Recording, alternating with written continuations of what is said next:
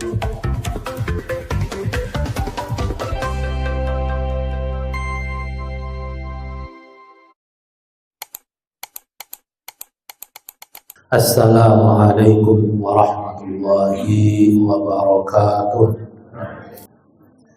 Bismillahirrahmanirrahim. Alhamdulillahirabbil alamin.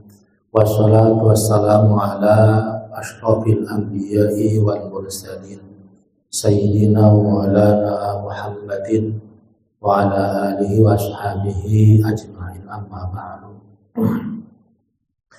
Faya ayuhan nas usikum wa nafsi bitaqwallah faqad faza al-muttaqun. Faqad faza man ittaqa.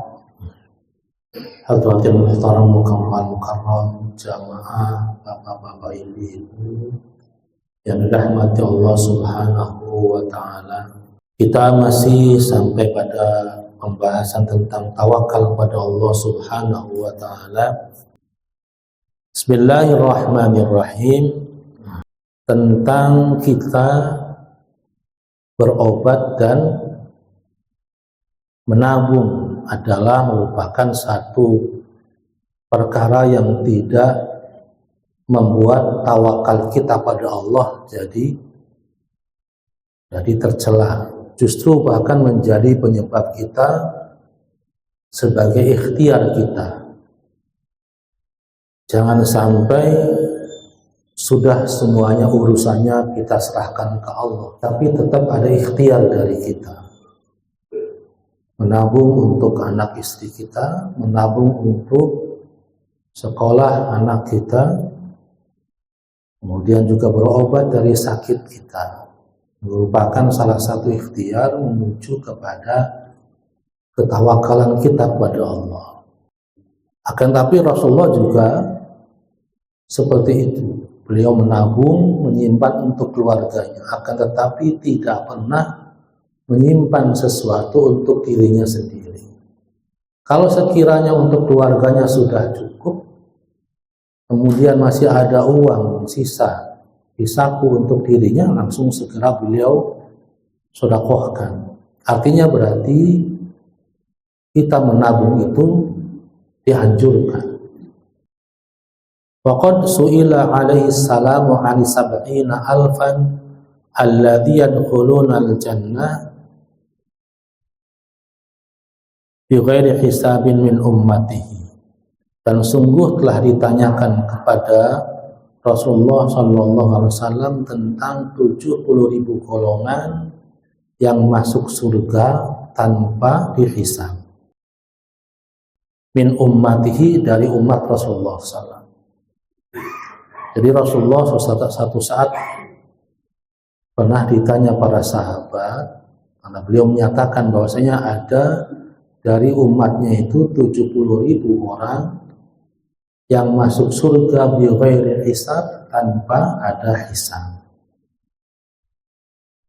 Kemudian Rasulullah SAW menjawab, qala hum alladzina la yastarquna wa la yaqtawuna wa la yatatayyaruna wa ala rabbihim yatawakkalun.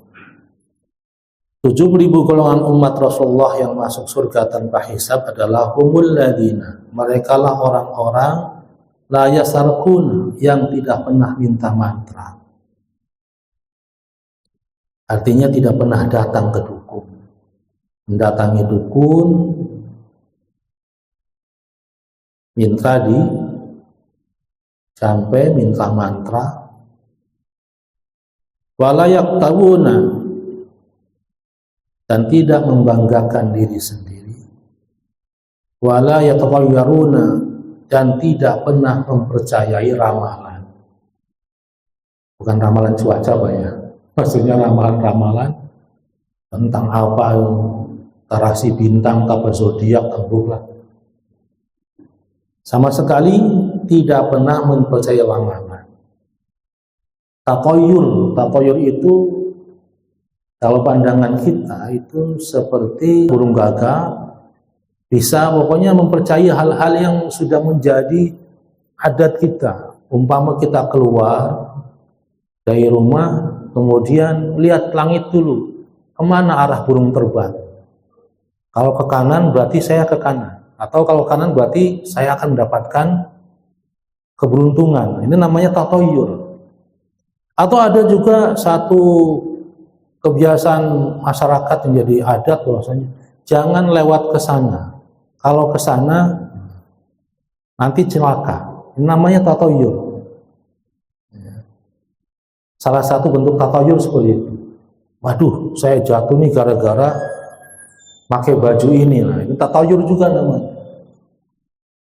Padahal semuanya sudah Allah catat. Mau kita kenapa, mau kita dapat apa, sudah Allah catat dalam kitabnya Allah. Tidak mempercayai ramalan. Wa ala rabbihim yatawakkalun, dan mereka itu semua terhadap Allah, terhadap Tuhannya mereka bertawakal.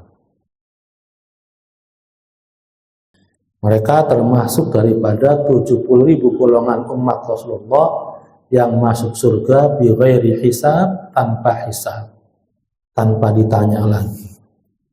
Yang diantaranya salah satunya adalah golongan yang orang yang meninggal mati syahid. Wal mutawakkilis shadiq walil mutawakkilis shadiqi salasu alamatin. Dan bagi orang yang memiliki, yang bertawakal secara sungguh-sungguh, itu ada memiliki 3 tanda, 3 alamat bahwasanya orang itu bertawakal pada Allah sungguh-sungguh tawakalnya. Al-ula, alamat yang pertama, an la yarju wa la yakhafu illallah. An la yarju wa la yakhafu illallah. Alamat yang pertama, dia tidak mengharap dan juga tidak takut kecuali pada Allah Subhanahu wa ta'ala. Sudah harapannya, rasa takutnya, roja dan khaufnya hanya kepada Allah Subhanahu wa ta'ala.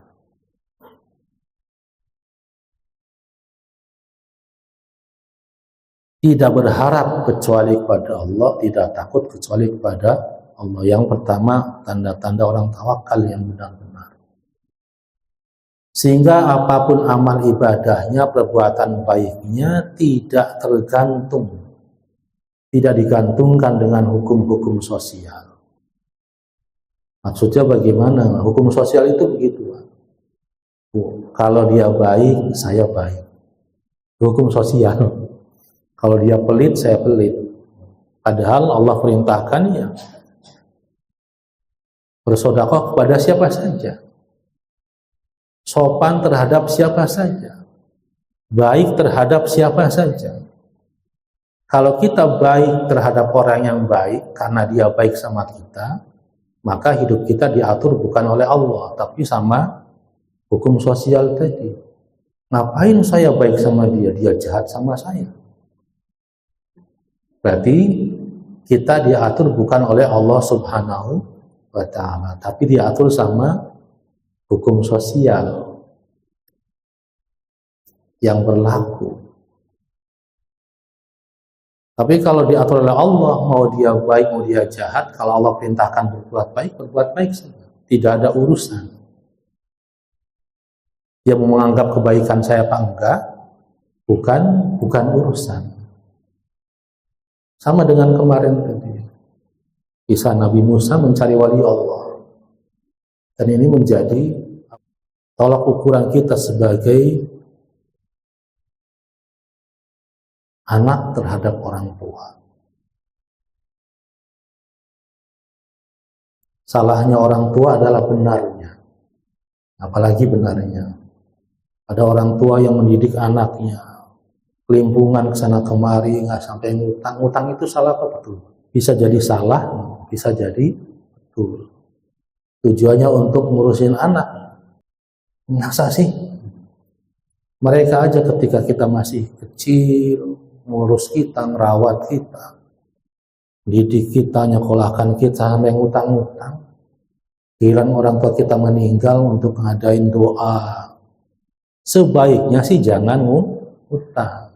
Tapi kalau nggak ada, ya sudah apa adanya. Sebaiknya jangan sampai cuma dilihat dari itu, apa iya Masya Allah, menunjukkan bahwasanya itu merupakan kecerdasan para wali songo dalam berdakwah sekaligus juga takziah, menghibur.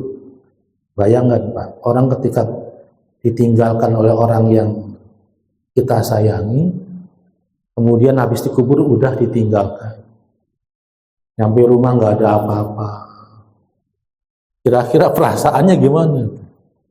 Nggak ada yang datang, nggak ada yang, pasti kerasa sekali, maksudnya sedihnya itu luar biasa. Tapi ketika ngundang tangganya datang, habis asar atau habis maghrib atau habis isya ngobrol, diganti dengan zikiran, nawa itu kita yang datang juga adalah untuk menghibur. Bayangin kita jatuh ya, naik motor jatuh, leprak, nggak ada yang bantu, yang lewat-lewat saja. Kira-kira perasaan kita, kira-kira seperti itu. Maka wali songo membuat tradisi seperti itu. Yang sebelumnya orang ketika orang meninggal pada datang, sama mereka juga datang sebelum Islam itu, di Jawa sebelum Islam, tujuannya adalah menghibur.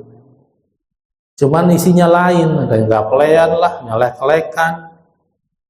Karena pemahaman orang Hindu zaman dulu gitu, orang meninggal itu rohnya masih di rumah, rohnya masih di rumah. Maka supaya membuat tenang, menghibur keluarganya ditinggal, datang. Yang ngobrol, ngisi yang ngopi, zaman dulu lek-lekan. Wali songo datang dirubah, diisi dengan zikir, kemudian berdoa.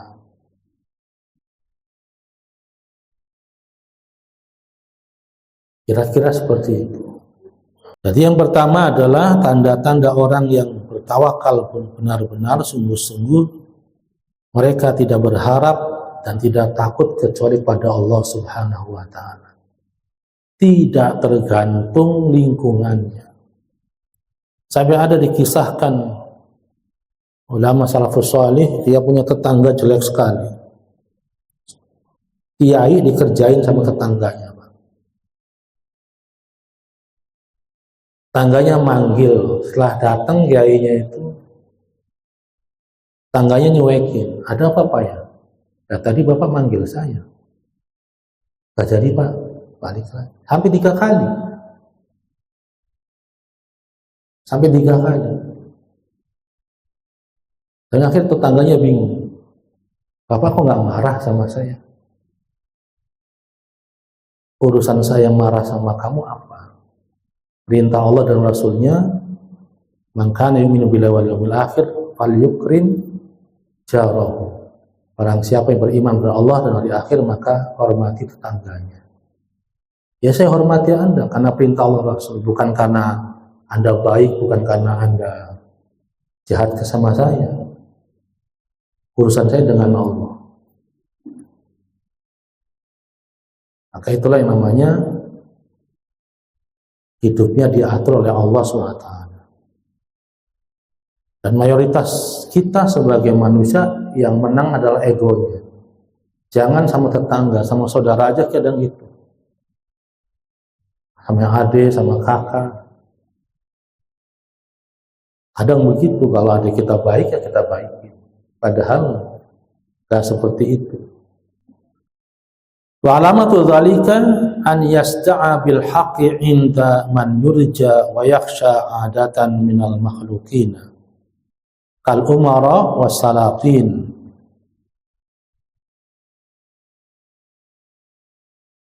Wa alamatu dzalika, dan tanda-tanda orang itu tidak takut dan tidak berharap kecuali Allah, kepada Allah. Apa tanda-tandanya? Adalah orang tersebut berani menyampaikan kebenaran kepada orang yang diharapkan kebaikannya dan ditakuti keburukannya.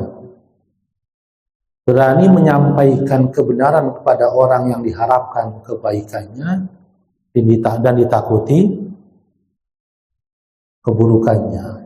yaitu para penguasa dan para raja. Maka ulama-ulama zaman dulu jarang sekali Pak, yang mau dipanggil ke hadapan raja, enggak nonton. Yang ada raja yang harus datang ke para kiai, para ulama tadi. Walaupun sampai ditangkap.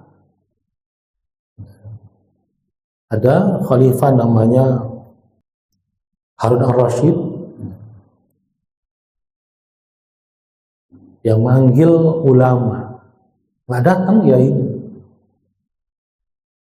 nggak datang. Akhirnya sampaikan kepada Harun al-Rasyid, kata pak kiainya tadi, para orang alimnya tadi, dia mau ngaji apa, mau manggil saya sebagai rakyat. Kalau manggil saya sebagai rakyat, saya datang. Tapi kalau mau ngaji, dia harus ke sini. Al-ilmu yu'ta wala ya'ti. Disampaikan, ya khalifah, engkau memanggil kiai itu sebagai rakyat Anda atau sebagai ulama, sebagai atau Anda mau ngaji. Kata Khalifah Harun al-Rasyid, saya mau ngaji. Kata beliau, kalau mau ngaji, al-ilmu yu'ta wa la ya'ti. Ilmu itu didatangi, bukan mendatangi. Akhirnya Khalifah Rasyid datang karena dia mau ngaji.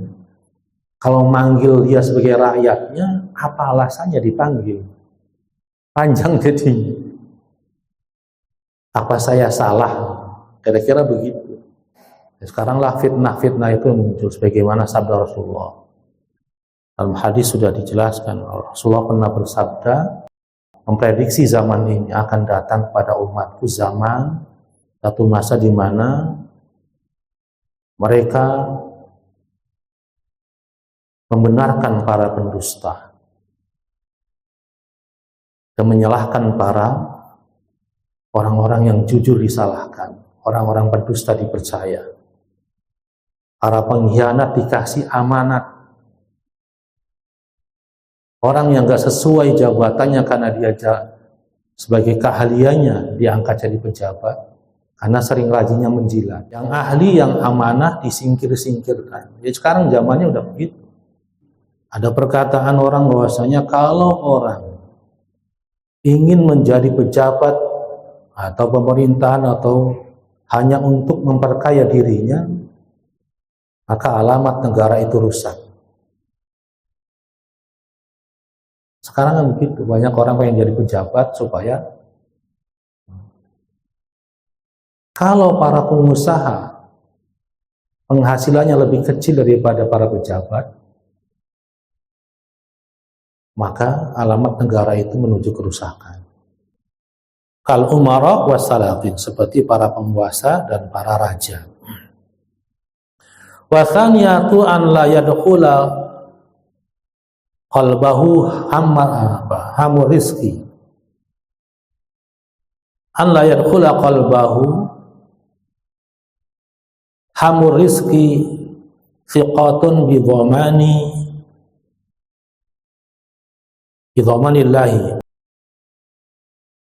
Tanda yang kedua bahwa orang itu bertawakal dengan sungguh-sungguh adalah tidak masuk ke dalam hatinya kegelisahan tentang rezeki. Tidak masuk ke dalam hatinya rasa cemas tentang rezeki. Thiqatan bi dhamanillahi, karena percaya terhadap jaminan Allah Subhanahu wa ta'ala. Karena dia yakin rizki sudah Allah yang atur. Jadi enggak ada rasa cemas. Sudah jalani saja. Saya kemarin pulang dari rapat, ambil jalan menuju kantor saya. Dan saya kalau melihat kucing gitu, yang nggak ada yang miara lah, kucing liar, santai aja jalan. Ada orang makan ya datang nyamperin, duduk, barangkali dikasih, nggak dikasih ya udah. Gitu. Rezekinya emang benar-benar dari Allah. Kucing itu kalau tidur di mana aja, saya enaknya sendiri, belepor, nyenyak kayak tanpa masalah itu. Ringkel di bawah pohon bisa, kadang ringkel di samping itu bisa. Saya perhatikan kucing gitu tidurnya, kayaknya lepas gitu. Kalau kita kadang, aduh cicilan itu bagaimana, sehingga akhirnya walaupun tidur di hotel, AC-nya adem, kasurnya empuk, ini nggak bisa tidur, Pak. Tapi kucing luar biasa, mau di mana aja gelepor, udah nyenyak.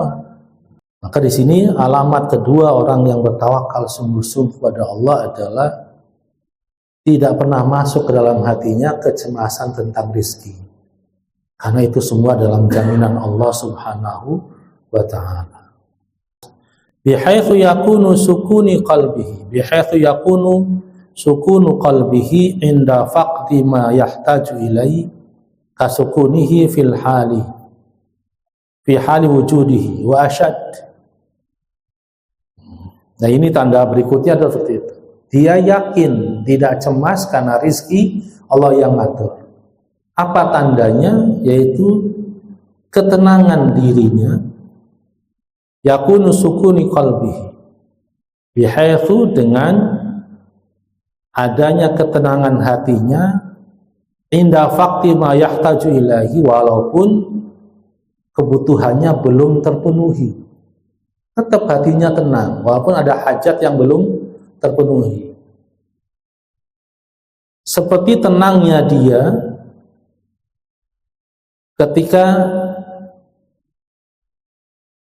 rizki itu, ketika sesuatu itu ada. Baik ada maupun nggak ada, sama tenangnya. Ada duit, nggak ada duit, sama tenangnya. Itu wujud daripada bahwasanya tidak masuk ke dalam hatinya kecemasan tentang rezeki. Ada ya tenang, nggak ada ya sama-sama tenang.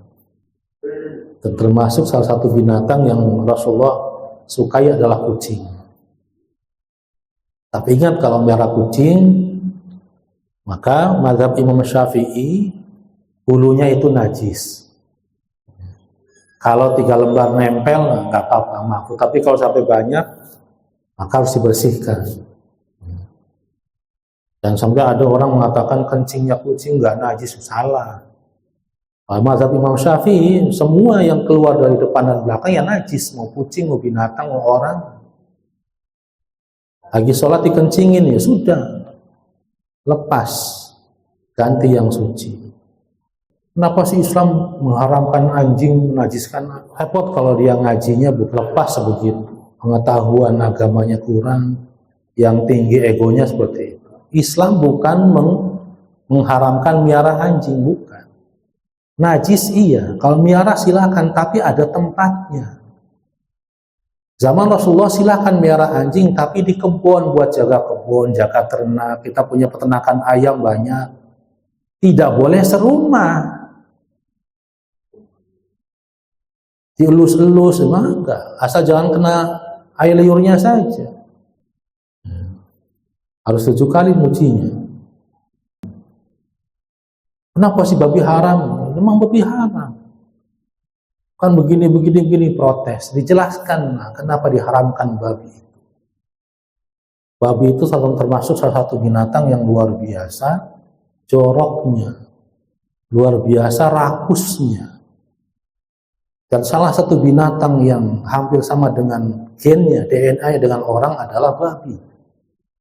Babi itu tidak punya kulit, Pak. Kulitnya sama dengan kita. Kalau binatang lain bisa dikelet, kambing ada kulitnya bisa diletek, ikan ada sisiknya. Kalau babi nggak ada, sama kayak orang. Kenapa sampai haram? Di antaranya adalah tadi binatang yang rakus dan jorok, dan ada ribuan penyakit bakteri di situ. Maka apapun yang Allah haramkan pasti yang terbaik untuk umat itu sendiri. Walaupun babi tersebut dipelihara sama kita, diberi makanan yang bagus, angger baik, haram tetap. Sampai ada satu hadis Rasulullah menjelaskan, tidaklah seorang hamba itu meninggal kecuali sudah Allah lunasi. Jadi orang itu meninggal karena jatah rizkinya sudah Allah kasih semua. Dan kita masih panjang umur, berarti masih Allah kasih, ada jatah rizkinya terus. Jatahnya sudah habis, maka Allah cabut nyawanya.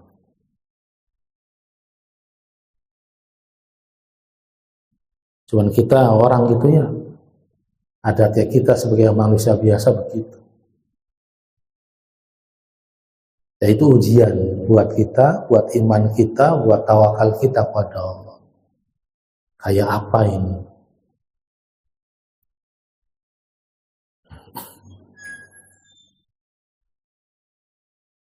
Wasalitsatu, dan tanda yang ketiga bahwasanya orang memiliki ketawakalan yang benar-benar, yang sungguh, anna yaqriba qalbahu fi madhanil khafi ilman minhu anna ma'aqahu lam yakun yusibuhu wa ma'asabahu lam yakun liyaqtihi.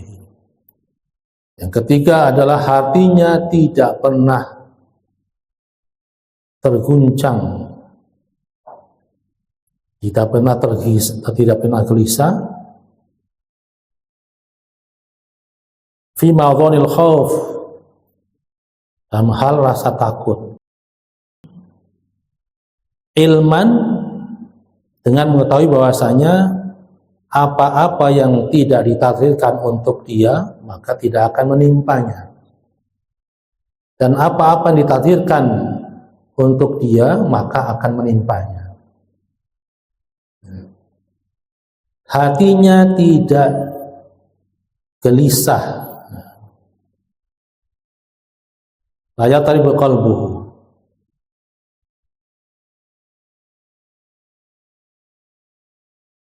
Kenapa? Karena dia mengetahui bahwasanya apa-apa yang tidak ditakdirkan untuk dia tidak akan terjadi. Dan apa-apa yang terjadi, yang sudah ditakdirkan ya pasti terjadi. Entah jatuh, entah apa, berarti sudah Allah catat. Oh, saya jatuh. Berarti memang Allah takdirkan saya jatuh.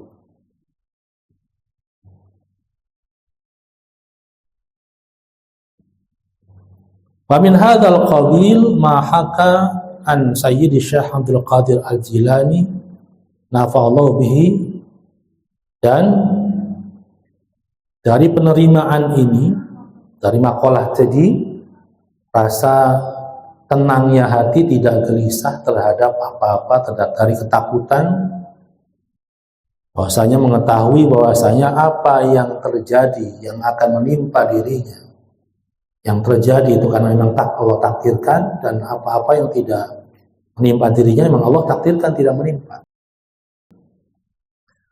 Dikisahkan bahwasanya tuan kita Syekh Abdul Qadir Al-Jilani kana yatakallamu fil qadari. Beliau sedang menjelaskan, menerangkan pada jamaahnya tentang qadar, tentang qada dan qadar. Qada itu ketetapan Allah. Qadar adalah, takdir adalah pembuktiannya. Semua yang akan terjadi, semua tentang kita dalam semesta sudah dalam ketetapan Allah, qada Allah. Takdir itu adalah ketika ketetapan itu terjadi. Syekh Abdul Qadir Al-Jilani sedang menjelaskan tentang qadar. Fasaqatat alaihi hayyatun azimatun fafarra an sa'in fafarra al-hadiruna farqan minha. Ketika beliau sedang menjelaskan tentang qadar, tiba-tiba ular yang besar jatuh melingkari leher Tuan Syekh Abdul Qadir Al-Jilani. Maka hadirin yang hadir pada kabur semua, takut. Tapi beliau faltafat ala unuqi syekh wa dakhalat min ahadi humaihi wa kharajat min al-akhar. Ular tadi melilit lehernya, kemudian berjalan masuk ke lengan kanannya, keluar ke lengan kirinya lagi.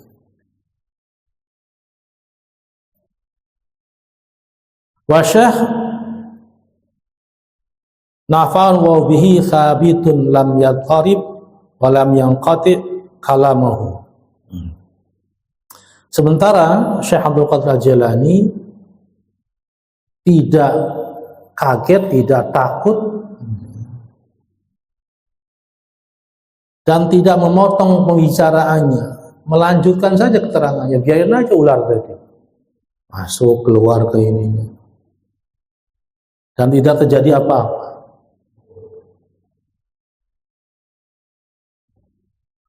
Wa qila li ba'ati syuyukh wa qad faraha li sab'i liya'kulahu falam yu'dhihi fi ayyi syai'in kunta tatafakkaru hina farahat asli sab'i qala fi hikamin sudis sibah minal ilmi hasbunallahu ni'mal wakil. Sampai segitunya, saking yakinnya bahwasanya apa-apa yang menimpa dirinya sudah Allah takdirkan, dan apa-apa yang tidak menimpa tidak akan terjadi. Syekh Abdul Qadir Jilani kalau memang dia takdirnya meninggal dimakan ular, ya sudah. Ternyata kan enggak. Beliau tetap ngajarin ngaji, walaupun jamaahnya bubar ketakutan. Ular berjalan di lehernya masuk. Ada satu lagi ulama yang dilemparkan ke hadapan anjing buas, ya anteng saja, nggak kabur, nggak apa, dan selamat. Anjingnya tuh nggak gigit, nggak apa. Semua orang nanya, apa yang Anda pikirkan ketika dilemparkan ke hadapan anjing tadi? Ya saya bilang, kalau emang Allah takdirkan saya dimakan anjing, ya sudah, takdirnya begitu. Kalau enggak, ya nggak bakal. Dan ternyata anjingnya memang takdirnya bukan makan dia. Cuman saya takutkan kalau dia jilatin saya aja, repot. Saya sholatnya bagaimana? Di mana nggak ada air untuk nyuci 7 kalinya.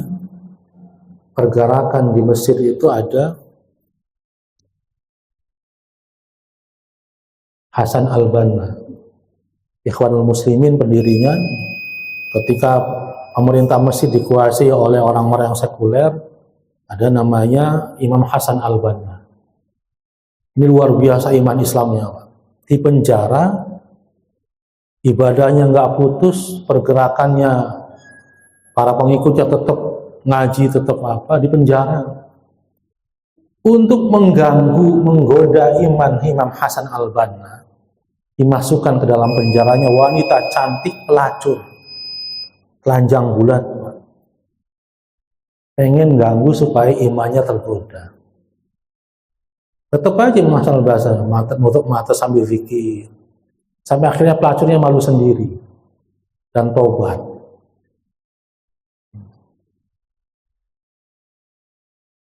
Nah inilah 3 tanda bahwasanya orang tersebut memiliki tawakal yang betul-betul, yang benar-benar tawakal pada Allah. Yang pertama, tidak takut kecuali pada Allah, berani menyampaikan kebenaran di hadapan para penguasa, hatinya tenang terhadap urusan rezeki. Yang ketiga,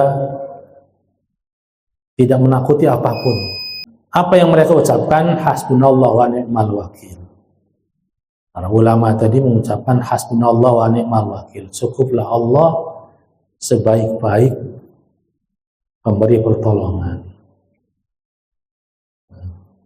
Faslun wallahu a'lam bishawab. Mari kita sama-sama akhiri dengan membaca majlis. Mudah-mudahan apa yang sampaikan ada manfaatnya. Mohon maaf yang sebenar-benarnya. Mari sama-sama kita tutup dengan doa di majlis. Subhanakallahumma bihamdika asyhadu an la ilaha illa anta astaghfiruka wa atubu ilaik. Wassalamualaikum warahmatullahi wabarakatuh.